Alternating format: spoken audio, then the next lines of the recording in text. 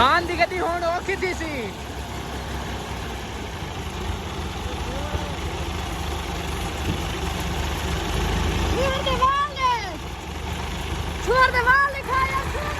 हट हट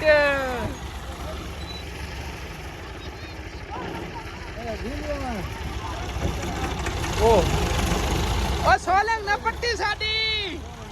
सोलंग खत्म थी वैसी बलपूर से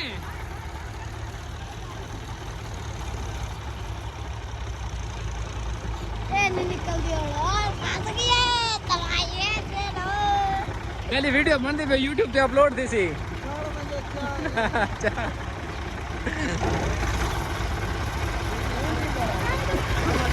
ओ फंसा भाई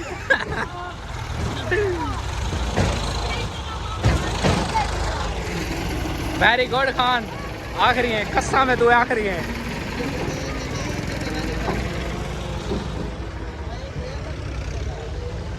क्या देता खने भाई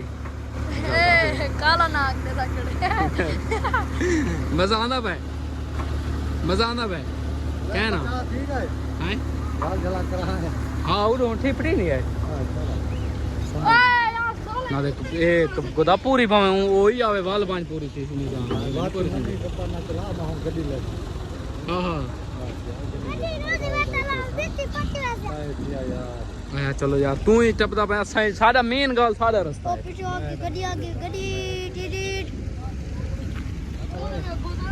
जेट सट्टा से पहले मार के दी ये खाने दी ड्राइवरी है